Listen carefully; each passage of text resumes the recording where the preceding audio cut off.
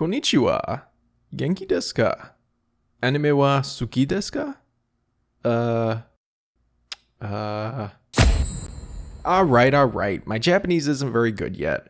I've been trying to learn a bit using Duolingo, but I guess we're not quite there yet, huh, Duo? No, you are not. But hey, maybe if you go premium. For the last time, Duo, I do not want to go premium. Anyway, what I was trying to say is, if you like anime, stick around, because we've got some interesting news. You know, it's only $6.99. Oh, that is it. Get out of here, you. I got a show to do. Hey, everyone, and welcome to This Week in Animation, a series where I comb through the latest news in the animation industry, so you don't have to, and go over what I consider to be the highlights. This last week saw the announcement of a couple new movies, a new adult comedy series from Paramount Plus, 2 brand new Nickelodeon series, and a handful of anime news. I normally don't cover anime, just because I tend to prefer Western animation, but these stories caught my eye, so stick around for that. If you end up enjoying this video, feel free to like and subscribe, because it helps a lot and I really appreciate it. And if you're already subscribed, you deserve an award for putting up with me, but best I can do is a kiss. Mwah. But with all that out of the way, let's go ahead and dive right into our first story. DreamWorks and Netflix have debuted an official trailer for the upcoming film Trollhunters: Rise of the Titans. The film will serve as the conclusion to Guillermo del Toro's Tales of Arcadia, a trilogy of animated series that follows the inhabitants of a small suburban town called Arcadia Oaks, which is secretly home to a variety of supernatural creatures and the young heroes who fight against the hidden forces of evil. Now, I won't lie, I haven't seen any of these series and, until just now, had no idea they were part of a larger, overarching story. I have seen their previews on Netflix in passing, but was never interested in checking them out myself. Something about the animation and character design is just a bit off-putting to me, and watching this trailer, I have to say I still feel the same. However, after doing some research, it's clear that this franchise is widely loved, with one critic even calling it the best children's animation to come along since Avatar: The Last Airbender, and that's a bold claim to make. It must be pretty successful too, considering it managed to land 3 different series and a movie. I also do have to give this trailer some credit, as a handful of shots of the Titans actually look really good, both in terms of their design and the landscapes around them. While I won't be checking out this movie myself, I have gained a newfound respect for the franchise, and would love to hear some fans' opinions as to what all the buzz is about. If you do want to give this film a watch, you won't have to wait long, as it premieres on Netflix on July 21st. Hey, you guys remember theaters? Those giant dark rooms with the huge screens where you watch movies and pay way too much for snacks? Yeah, I know it's probably been a while since you've been there. It's been like a year for me. But if you're ready to slowly start re-entering society, I think I might have a good excuse to get your butt in that seat. Courtesy of Funimation, the anime film Josee, the Tiger and the Fish is coming to theaters in US and Canada from July 12th through the 14th. Produced by Studio Bones, who previously worked on Fullmetal Alchemist and My Hero Academia, this emotional and beautifully animated love story follows Josee, a gifted artist and disabled woman struggling to find purpose, and Tsuneo Suzukawa, a passionate scuba diver. The two's lives become intertwined when Tsuneo unexpectedly becomes Josee's caretaker in order to raise money for his dream to go diving in Mexico. As they get to know each other, their feelings naturally blossom into love, and they begin to support each other in ways beyond just romance. I gotta say, the animation in this film looks really well done.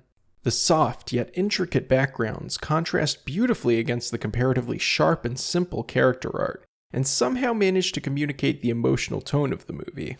I actually might try to go see this one myself, and if you're interested as well, tickets are on sale now at funimation.com/Josee. Paramount Plus have released the first trailer for their upcoming adult animated comedy series, The Harper House. Created by Brad Neely, the series will follow an overconfident female head of household as she struggles to regain a higher status for her family after losing her job and moving from the rich side to the poor side of a small town in Arkansas.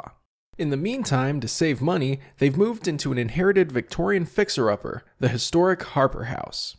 Without drawing too many conclusions from the short clip, The show appears to be another low-effort adult comedy series with an uninspired and off-putting animation style that recycles tired jokes and cheap gags that intend to mimic humor through shock value or just being kinda gross.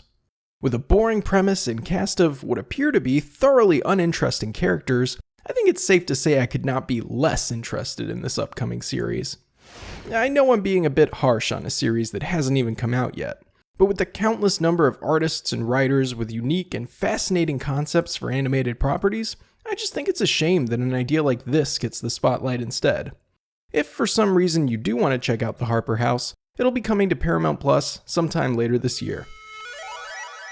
Netflix and stop-motion powerhouse Aardman Animations have released a teaser trailer for their upcoming animated short, Robin Robin, which is set to debut November 27th, just in time for this holiday season.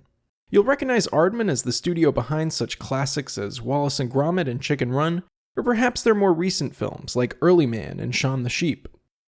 Whatever you know them for, it's tough to deny their place as a legendary stop-motion animation studio, and this new short looks to be an excellent addition to their catalog. Robin Robin will tell the story of a bird raised by a family of burglar mice who begins to question where she belongs and sets off on a daring journey of self-discovery. While the trailer doesn't show off a whole lot, we do get a first look at the character models, set design, and lighting effects, all of which look absolutely charming. Interestingly, the studio's decision to work with felt for the character models was due to its warmth, softness, and association with the holiday season, but also posed challenges for learning to work with. While I haven't been especially interested in checking out the studio's latest films, Robin Robin looks like a fun and heartwarming short, and with just a 30-minute runtime, I'll have no excuse to not give it a watch.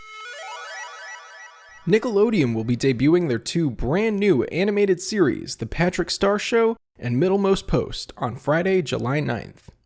The Patrick Star Show, a SpongeBob SquarePants spin-off, will follow a younger Patrick Star, still living at home with his family, as he hosts a public access show from his makeshift bedroom studio. The series aims to retain the same wacky humor from the original show, but with updated and modernized animation. The Patrick Star Show will be the second SpongeBob spin-off since the original series creator, Stephen Hillenburg, sadly passed away in 2018. Unfortunately, it should be mentioned that Hillenburg was adamantly against creating spin-offs, even mentioning that Patrick by himself might be a bit too much. So while I can't say I support this new series myself, I do hope it does justice to the creator's legacy.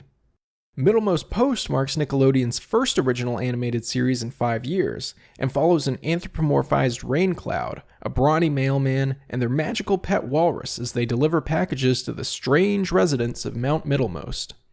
While the series' humor seems to be a bit too over-the-top and fast-paced for my taste, I do appreciate certain aspects of the art style, like the lineless backgrounds and clean character art, though their designs and animations don't particularly resonate with me.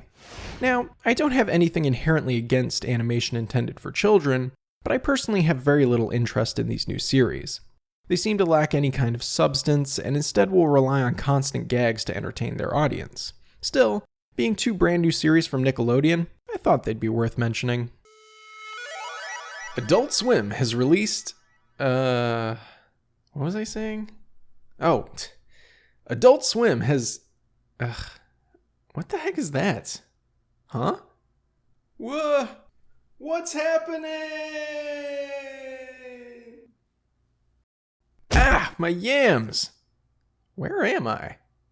Fabio, is that you? Yes, Janos. It's me. Come, embrace the spiral. Oh God, Fabio. You look different. Did you change your hair? I don't like it. It's the hot new look, Janos. Everyone's doing it. Come, let me cut your hair as well. No! Good. It was just a dream. Sorry, everyone. This next story gave me frequently recurring and horrifically vivid nightmares, but what can you do? I'm sure it's fine. Anyway, Adult Swim has released an update video on the status of their upcoming 4-part anime series, Uzumaki, based on the incredible horror manga series of the same name by Junji Ito. In this video, the director sits down and apologizes for the series' delay, and politely asks fans to be patient for just a little longer. Evidently, COVID-19 has had a significant impact on Uzumaki's development, and pushed back its release date until October 22nd of next year.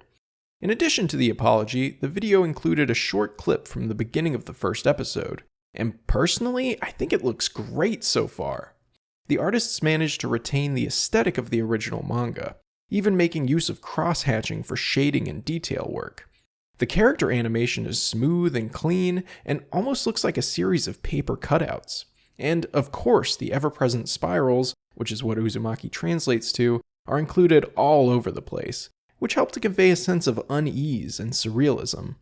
I'm actually really excited for this one, and don't at all mind waiting a bit longer to ensure a high-quality end product. This seems to be how everyone else feels as well, as the video's comments section is filled with people expressing the same sentiment. I really appreciate this kind of open communication, and find that fans are often incredibly understanding when creators are simply honest with them. So, although it will be a while before Uzumaki's release, I think we can rest easy knowing that the end product will be worth the wait. Before I go, I wanted to quickly bring your attention to the upcoming anime projects Fena, Pirate Princess, and The Deer King. First up, the upcoming series from Crunchyroll and Adult Swim, Fena, Pirate Princess, recently revealed some production images alongside a brand new trailer. The series will follow the adventures of Fena Hauptmann as she runs from pirates in the English Navy and must rely on a crew of Japanese samurai to unlock her family secrets and an unimaginable treasure.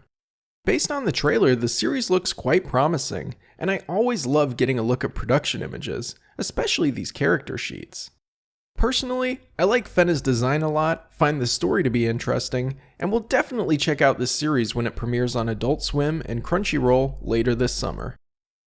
The Deer King is an upcoming anime film from Studio Production IG and directors Masahi Ando and Masayuki Miyagi, both of whom have previously worked with Studio Ghibli in some capacity.